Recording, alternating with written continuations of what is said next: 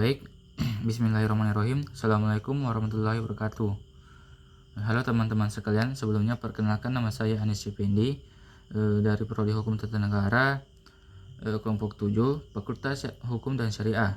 Nah, di sini saya diberikan amanah oleh Bapak dosen pengampu saya, yaitu Pak Arianto Ardiansyah MSI, dosen mata kuliah Perkembangan Pemerintahan di Indonesia.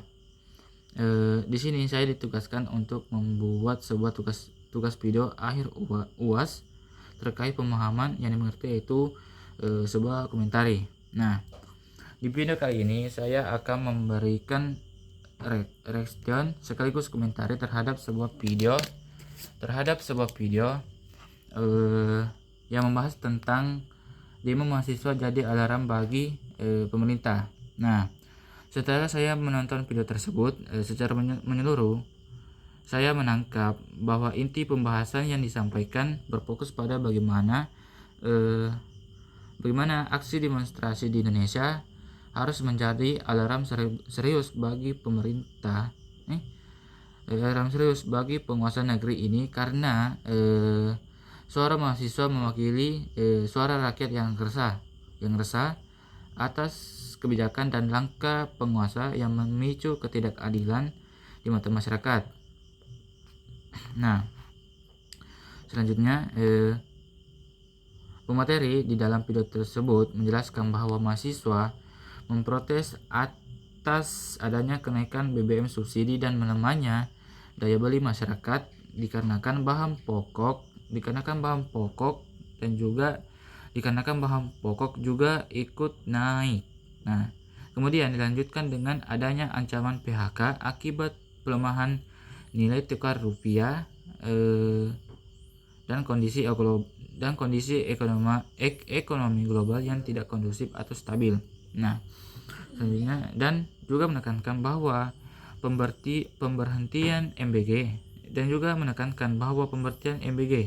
dikarenakan dari narasumber Menko Pangan Bapak Zulkifli Hasan menyebut telah terjadinya pemborosan biaya senilai 1 triliun rupiah setiap bulannya dalam pelaksanaan program MBG. Nah, dari sisi pemahaman, saya melihat bahwa video ini berusaha memberikan gambaran yang cukup sistematis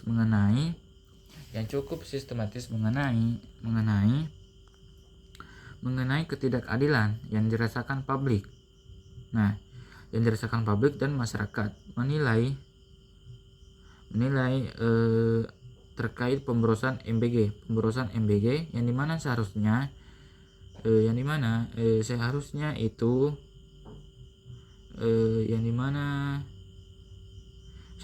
bisa digunakan untuk subsidi BBM dan untuk mencegahnya terjadi kenaikan harga. Namun di tengah derasnya protes program MBG, pemerintah malah melakukan rapat tertutup. Ironisnya,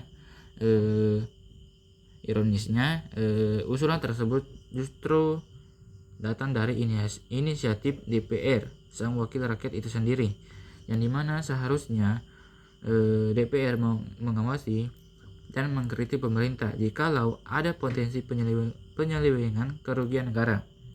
Nah, itu penjelasannya juga cukup runtut sehingga memudahkan penonton untuk mengikuti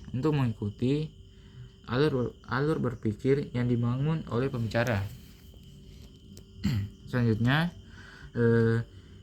jika kita berbicara mengenai manfaat atau nilai yang dapat diperoleh dari video ini, menurut saya ada beberapa hal penting. Yang pertama itu, video ini membantu meningkatkan pemahaman kita terkait misalnya atas keresahan tidak lagi didengar oleh pemerintah dan DPR, maka aksi demonstrasi tidak lagi didengar oleh pemerintah dan DPR, maka aksi turun ke jalan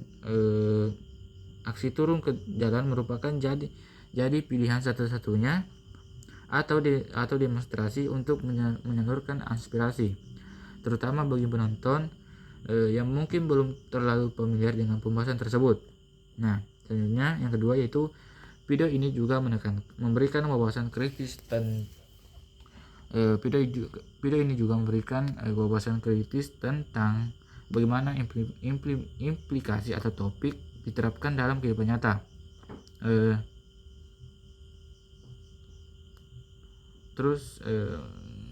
Yang ketiga yaitu materi yang disampaikan dapat menjadi dasar untuk melakukan analisis lebih lanjut, baik dalam konteks akademis maupun praktis.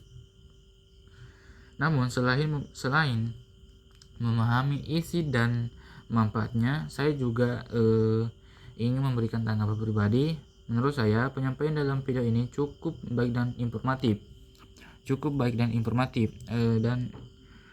Akan tetapi ada beberapa bagian yang sebenarnya bisa diperdalam lagi, terutama pada aspek misalnya analisis kritis. Nah, analisis kritis tentang Pak Presiden Prabowo dikarenakan katanya dirinya bekerja atas mandat yang diberikan masyarakat. Maka dengan itu harusnya Pak Presiden atau Pak Prabowo seharusnya mendengarkan suara rakyat yang diwakili mahasiswa. Dengan adanya tambahan tersebut, pemahaman penonton akan menjadi lebih komprehensif dan tidak hanya bersifat teoritis. Sebagai penutup, secara keseluruhan saya menilai bahwa video ini cukup bermanfaat dalam memahami topiknya itu tentang demo mahasiswa jadi alarm bagi pemerintah. Namun akan tetapi tetap diperlukan pendalaman lebih lanjut agar pemahaman yang diperoleh menjadi lebih luas dan mendalam. Terima kasih yang sudah menonton, dan juga semoga komentar ini bisa membantu teman-teman dalam memahami isi video tersebut secara lebih kritis dan komprehensif. Saya dari Anis Effendi izin mengundurkan diri. Dengan ini mungkin apabila ada kata salah mohon dimaafkan. Dengan akhir kata saya ucapkan wabillahi taufiq wal hidayah. Wassalamualaikum warahmatullahi wabarakatuh.